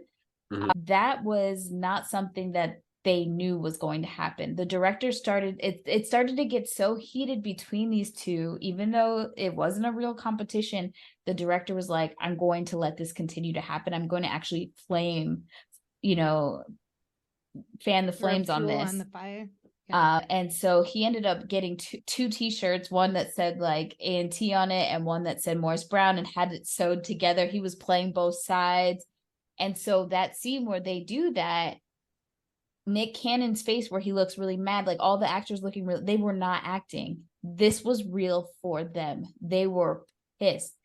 And Morris Brown would not let up. They knew they were supposed to lose, but they did not care. So after they did that scene, the leader of the band, the fictional band, had to yell at his people, because the director's like, what's going on? You gonna let them smoke y'all like this? And so they had to go back and redo some of the choreography and come up with new concepts. So like that night before they had to shoot again, Nick Cannon was like really taking it seriously, that he's like, I don't want my double to play anything. Like he really went at it like hardcore. So everything you see in that last scene, that's really them going at it with each other, which I thought was so cool because I had no idea. Brings more heat to it, makes it more realism.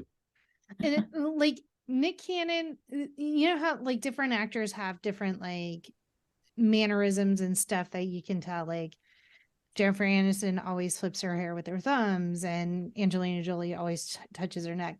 Nick Cannon holds all of his tension in his lips, and so it's so. I thought you were going to say he impregnates people, but yes, he does that. That too. But that's in his personal life. In his acting life, it's just, and because the scenes are so intense and he's concentrating so hard on drumming and stuff, it was just very, very noticeable in this movie. Well, Nick Cannon is an accomplished lip actor. Cannonballs know this, that he has a lot of training in lip acting, so that comes across on screen. Excellent. The training paid off. Let me tell you. So before we get to the end scene that Danielle was talking about, we are at homecoming and Devin just can't help himself. It's the drumline battle, and he kind of goes rogue. The drumline tries to follow him as close as possible, but it results in a fight between the two drumlines, and so Devin is kicked out of the band. But then he receives a box of tapes from his dad and starts to kind of develop his own sound and his own ideas of what the band could be. And so he goes down to record some of those, meets Sean, and they kind of get into a drum off, but it was like recording the whole time, which was that real technology, like that it would write music based on what you were playing? I believe that I'm actually impressed. is real. That's really cool. Yeah. Right? Yeah. But I will say this whole movie, I wrote it out, right? Like nothing, like some things were like, oh, that's stupid. But this scene, that's when it took me out, girl. I was like, I'm done. Because who fight like this? Y'all at coordination, the coordination with the drumsticks in each other's face. Like, come on, bruh. I don't believe this. But this is what brings them together, because Sean sees Devin's value in that he can create these really complex beats. But we do have to note that before we could have this coming of minds, that Dr. Lee did kick him off the team. Yes. Because at homecoming there's a literal fist fight, and it's just the epitome of him putting himself first over the entire band. Because he does say to one of his band members, like, oh man, thanks, you have my back. He's like, I didn't do this for you. I did this for the team. And that's where Devin has the disconnect. But Dr. Lee notices that, like, he tells Sean, like, you are not the angel in this scenario. Like, yes, Devin is a hothead, but you had the ability to be guidance. I put you in charge and you didn't guide him. He tells them, if you have beef, grill it up and eat it. I saw that and I was like, oh my Lord. Throw it on the grill. So it's that conversation, I think. And I think Sean had to sit with himself and realize that he wasn't doing what was best for the band. And he is able to then tell Devin that you are the best, but you're always going to be in your own way. You're not seeing your talent in a way that's helpful. Things that if maybe Sean didn't let his ego and pride get in the way in the beginning, then we would have had maybe a different scenario. Yeah. Exactly. To your point, I noticed that Dr. Lee says to Sean, because Sean comes up to him and he's like, hey, now that Devin's off the team, I was thinking the drum should just be 9 people in total. He's like, how long have you been thinking about that? And Sean's like, oh, just now. He's like, was it just now? Or was it when you kind of embarrassed him and made it so everyone knew he didn't write music? Or when you challenged him for a one-on-one?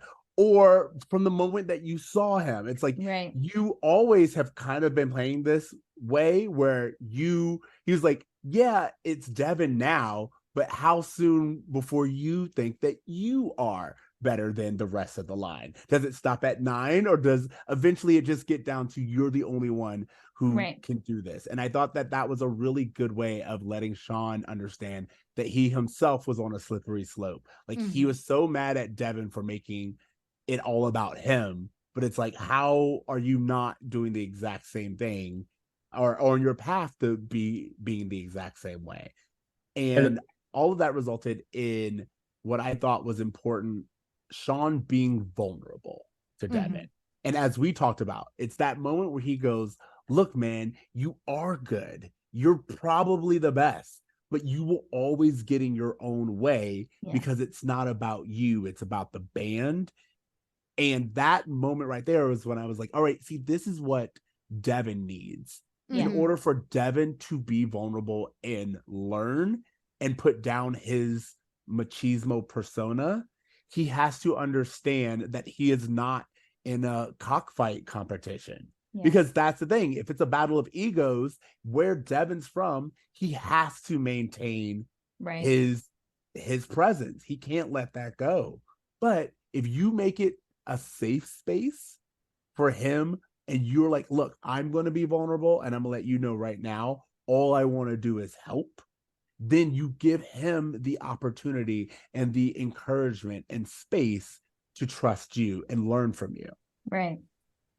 I just wanted to throw out there that I thought a thing that was kind of fueling this rivalry was that I felt that there was a lot of homoerotic tension between them, especially almost this Maverick and Iceman thing, like when they would get into each other's faces, where it just felt like there was just something there, which I just thought was really interesting. One thing I wanted to mention about the tapes, because you had mentioned that a while ago, and I just wanted to throw this out there. I thought was really interesting that Devin's dad gave him funk tapes specifically, because when you're talking about this generational divide between jazz and hip hop, funk is the missing piece that bridges the gap of the two. And I just thought that was really interesting, just from just knowing historically what Black music was and seeing how they used it here. It was very similar. It's being that missing piece that connects the two generations together. I also think that Dr. Lee could have done a better job. He saw so many times where Devin and Sean were butting heads, and he waited too long to have that conversation with Sean. He could have been a better leader to say, and even helped Sean's ego and aligned him a little bit better to say, you might look at this boy as competition, but this is actually a really good opportunity for you to be a part of someone's journey and to be a good leader. We're talking about one band. It's not a competition. You both have, every single person that you engage with, you have an opportunity to learn something that you didn't have access to before. You know, there is room for everyone at the table kind of situation. And that's the problem with Black exceptionalism, is that it almost teaches us that only one of us can make it. And like, we have to look out for ourselves versus helping a community kind of get to the same positions that we've been able to come to. 100%. And that's white supremacy in a nutshell, because crabs in a barrel, the idea is that crabs are trying to pull each other down, but that's because they're in an environment they're not supposed to be in. And that's not actually how they operate when they're not in that situation. I love this. I've just never heard that said before, and I love that idea of like crabs in a barrel is something I've always heard in my life, but this idea of like, well, they're behaving this way because they're in an environment they're not supposed to be in is so like, that just adds another layer to that whole analogy for me. I heard it from somewhere. I can't say it's my news. own. Probably. That's what she calls TikTok. That's the book I read. I was reading this book the other day. So we have homecoming. So homecoming is really important at a HBCU, and I'm sure even a PWI. When you're inviting someone to play, you're going to find someone who's not got a really, you don't want a competition at homecoming. Everybody wants a win. Alumni is there. Everybody wants to win. You're gonna pick an easy situation, right? And but the flip side is that you do want a little bit of competition when it comes to the band per se. Just a little. Not for my school, there was never really any, but for other schools, I can imagine you want some kind of riffing. But to be noted, this idea of like the Drumline and them like having this thing on the field against each other is not something I ever experienced when we had our halftime shows and stuff like that. We would have our bands in the stands kind of playing against each other across and challenging each other in that way. But when halftime came, you had your time to go and we had our time to go. And that was like it. I do know from the high school bands that the concept of the Drumline thing, that does happen. And my friend, I asked him about that because I was like, I don't remember us ever doing this at FAM. I even remember when I watched this movie saying like, look at what they're doing for the movies, because I never saw them really do this at school. And he said that it happened, but it wasn't necessarily maybe as big because we didn't have like cameras and recordings at that time. But after this movie, it became a lot bigger concept and things that, progressed after that.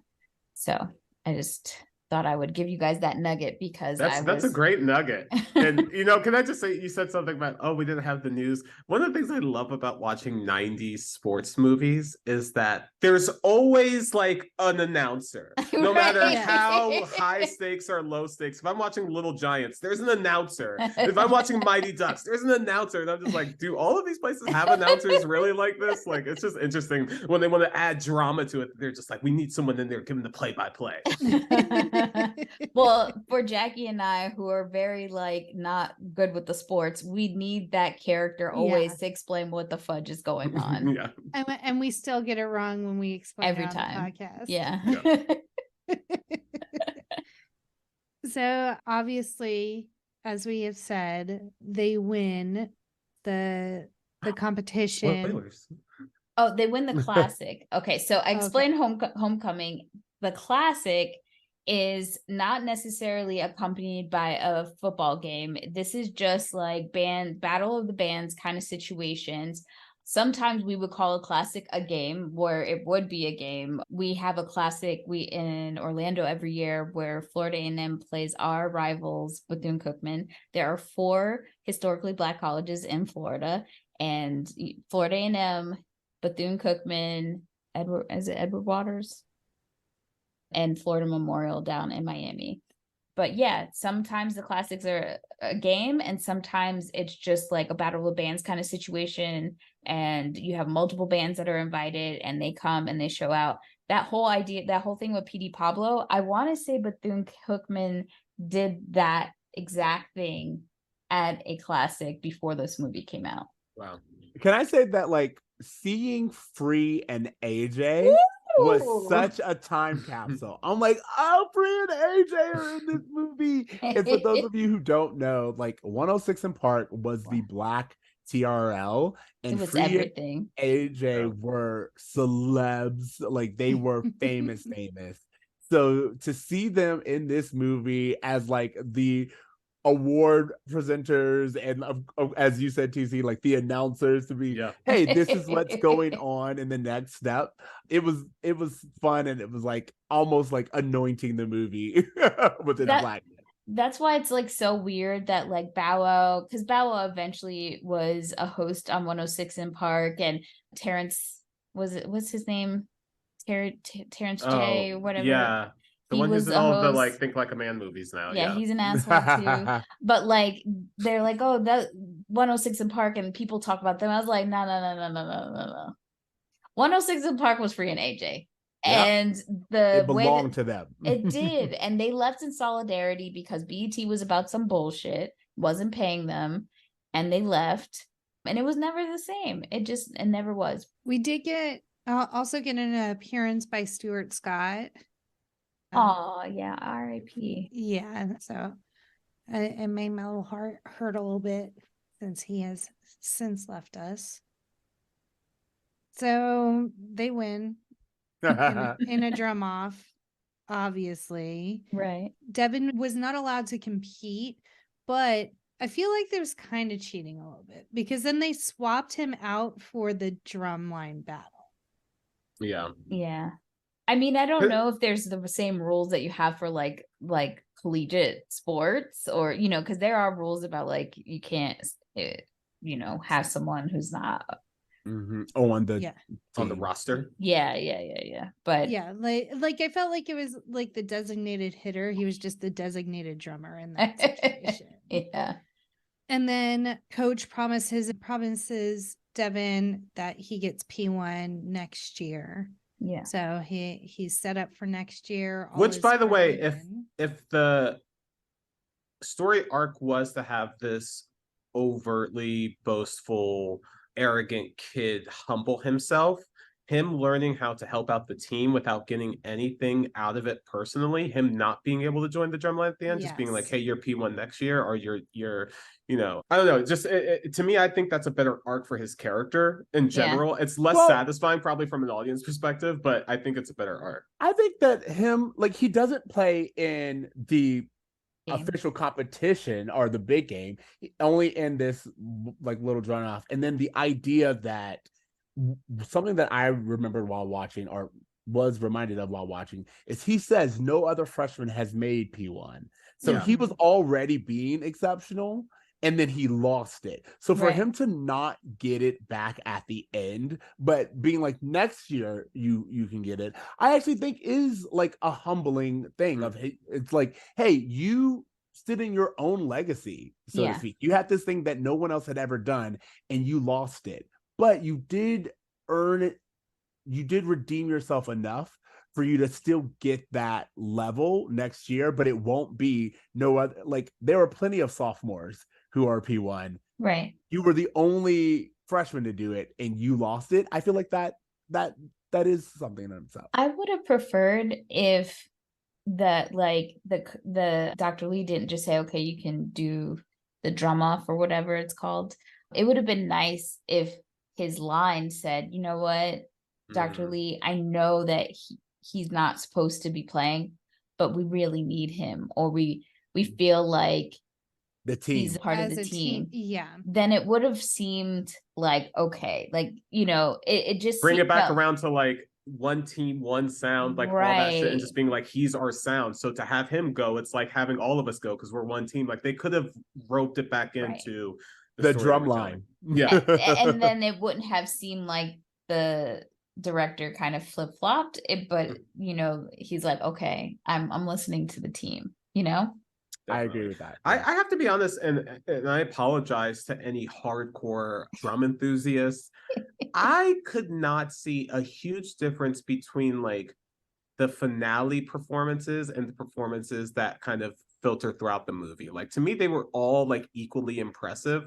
And I just don't know that there was something about like the finale sequences where like, you know, when you watch Sister Act 2 and you're just like, holy shit, like this is like a moment and they're bringing it out. And I Right. just don't know that that was the moment that I had watching this. And maybe if I were more into marching bands, I would be able to like pick up on like the complexities of things that they were throwing out there in those final battles. But it was just all kind of equally impressive. I didn't think one school was necessarily even that much better than the other school. Yeah. It just kind of seemed like it was all kind of equal to me from not having the full education.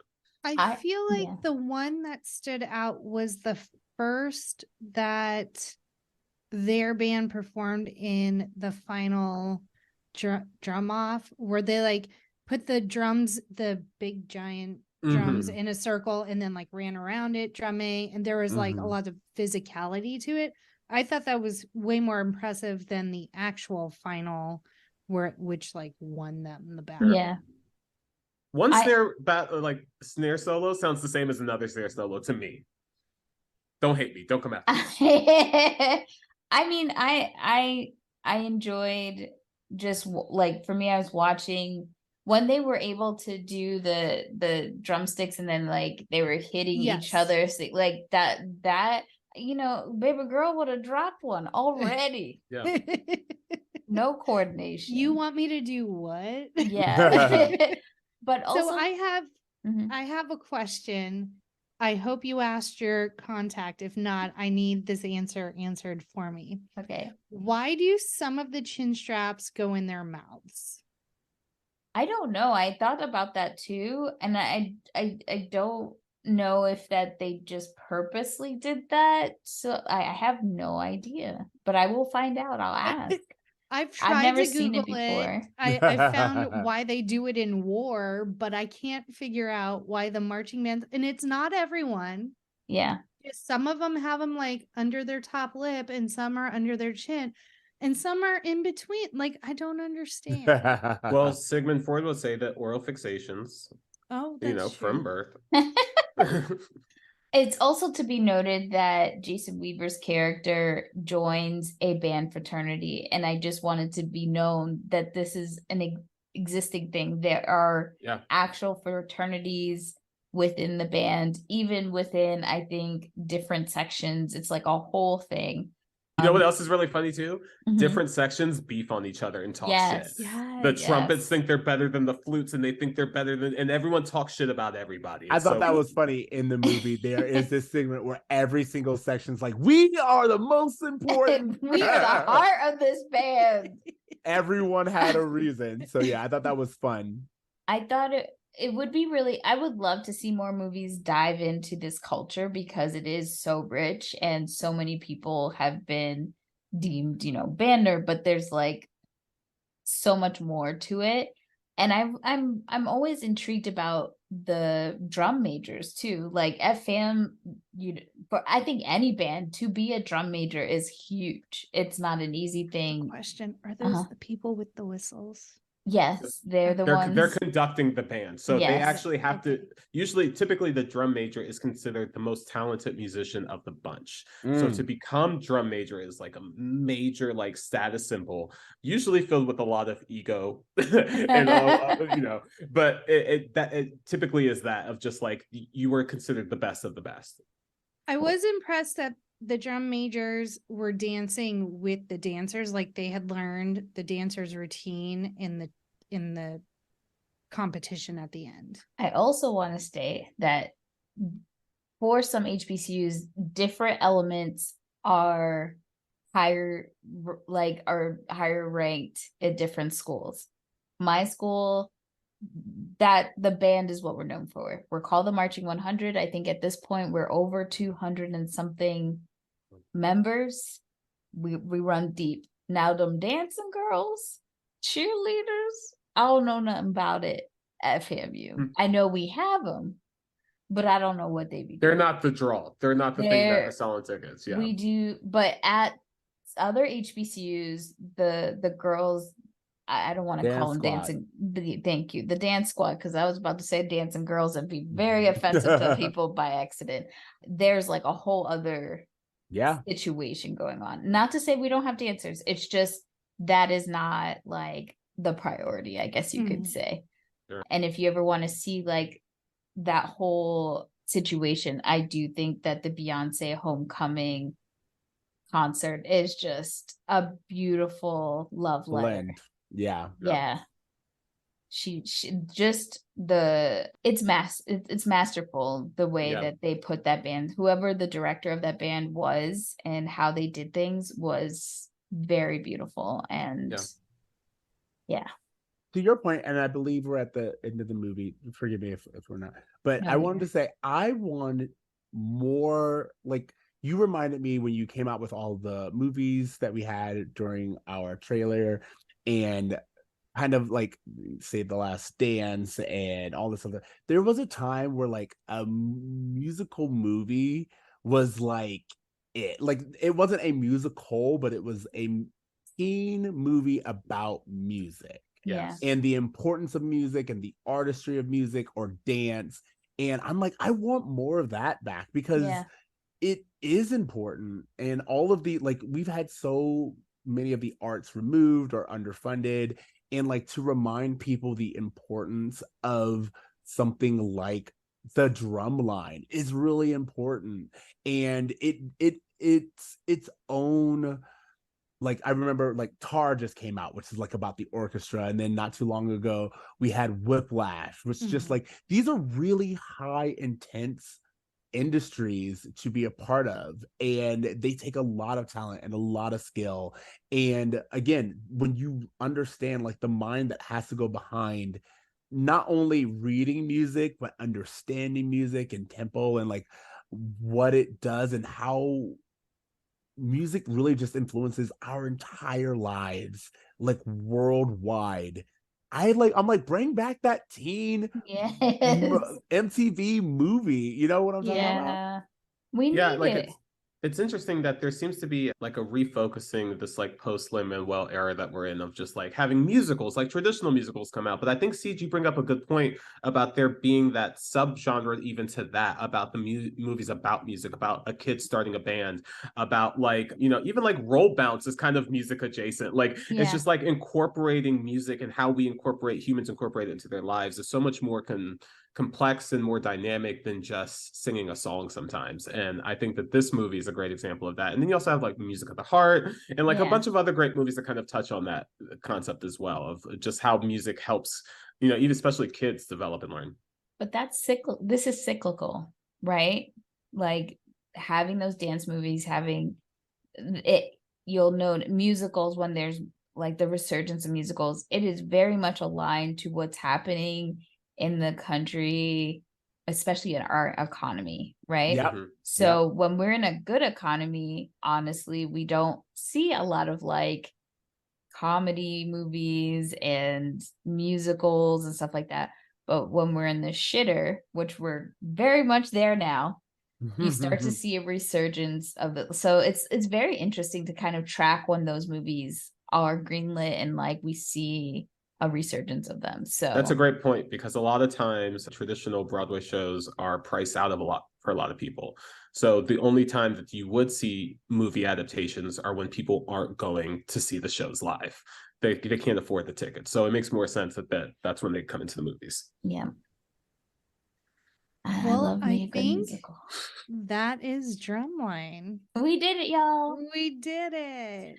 We still have I mean, I would say this episode was jam-packed with fun facts, and I was very happy because the sad thing is a lot of times when we do, even if it's a commercial hit, if it's a Black movie, it's usually not easy to find fun facts, and Sure. you know, it's a lot of work. So just finding that oral storytelling of the movie was very rich with facts, because I would say there's maybe 20 little factoids on IMDb and not all of them were like relevant.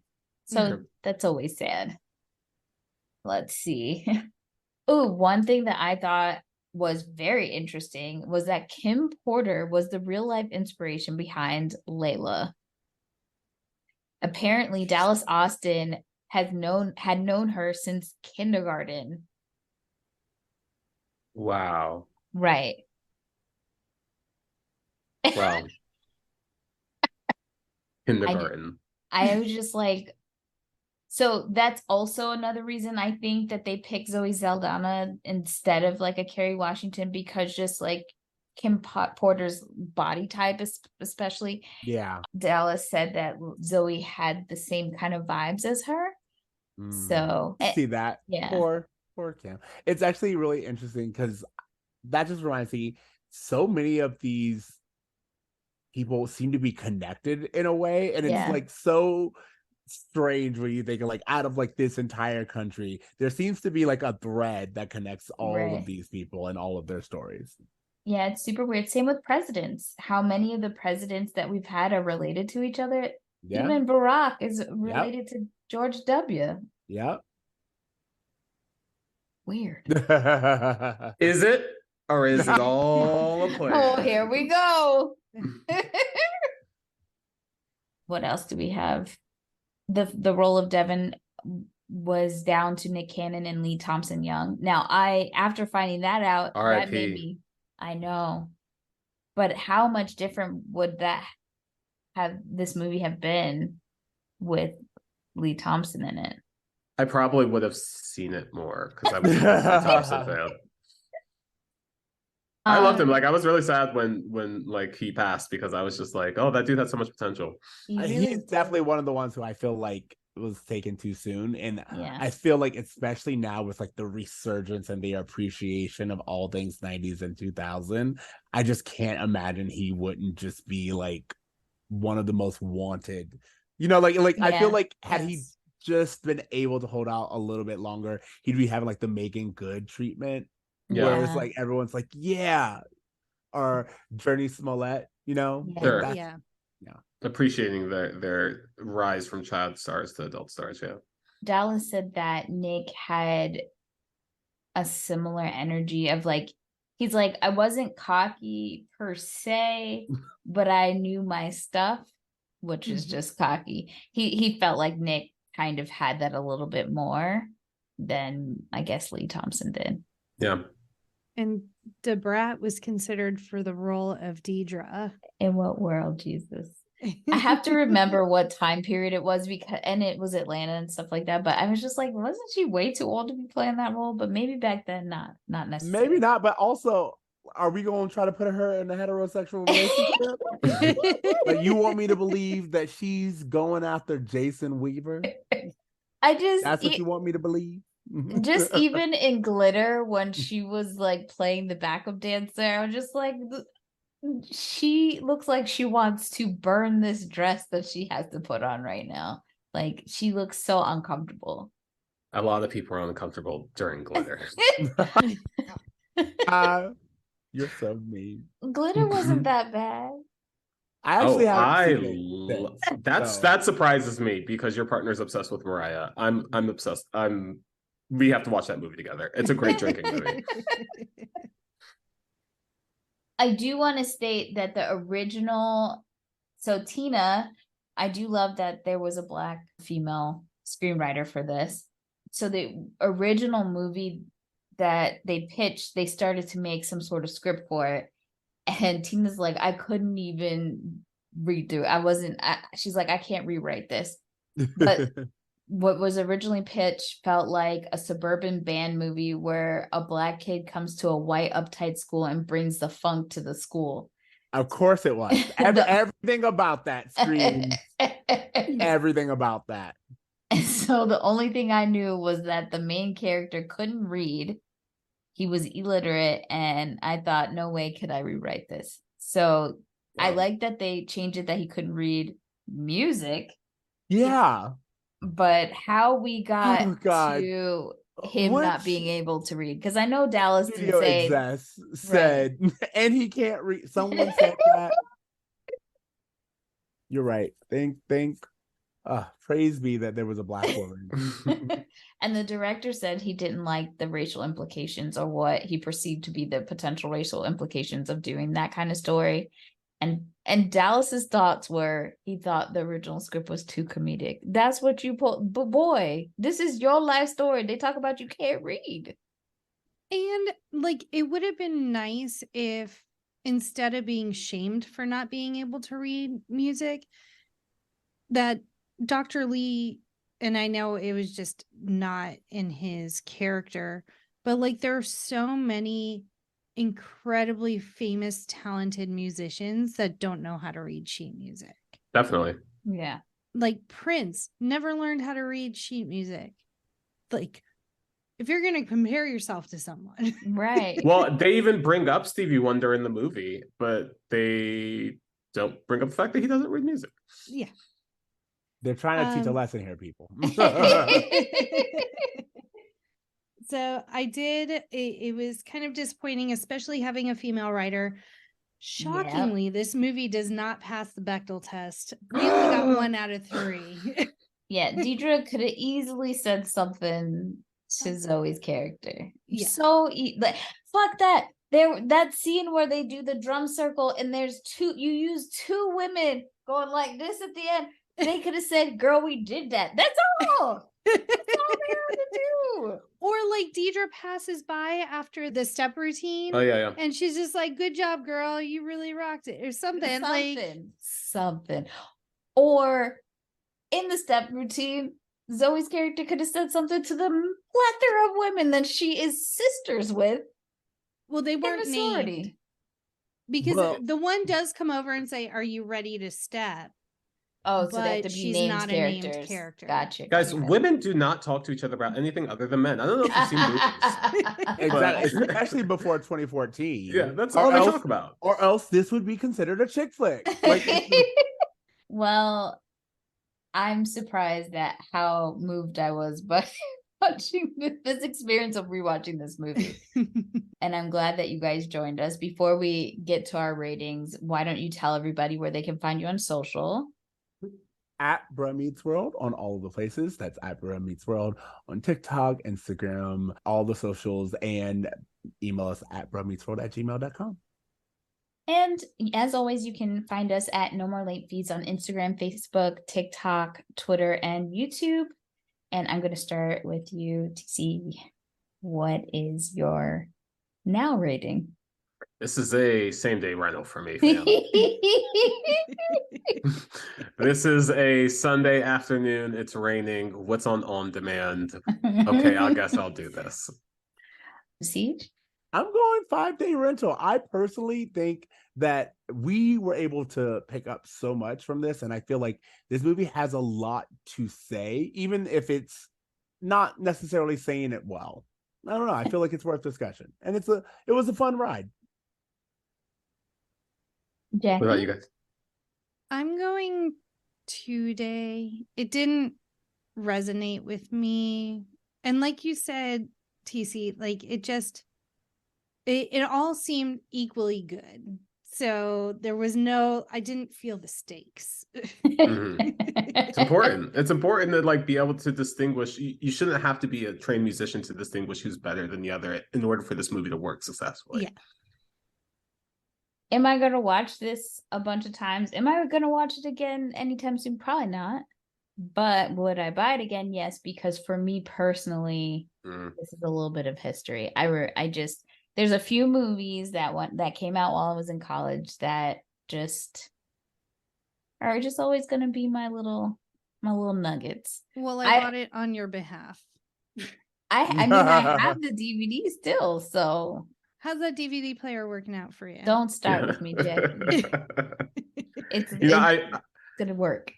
I feel the same. My mom and I were backgrounds for The Waterboy. They filmed it in Orlando. Oh my God. And like the crowd scenes. And every time that movie comes on, I'm like, that movie has a special place in my heart. For some reason, that movie is one of my favorite Adam Sandler movies. And I'm terrified to rewatch it when we do the podcast because every movie we watch that's Adam Sandler, I'm like, this is fucking problematic. Especially The Waterboy. I feel like his character in and of itself is problematic. I don't know. I have to rewatch it, but except I did very much love rewatching The Wedding Singer, even though Jackie does not like it. Yeah. I like it. It's not a favorite. Well, if you have anything you'd like to contribute to the conversation, hit us up at our quick drop 909-601-NMLF 909-601-6653. Twat us at the Twitters or leave a message on our Spotify for Podcasters account, and you could be featured on a future episode. And join us next week as we celebrate the anniversary of the classic Disney movie Mulan. Such a good one. I'll make a man out of you, Danielle.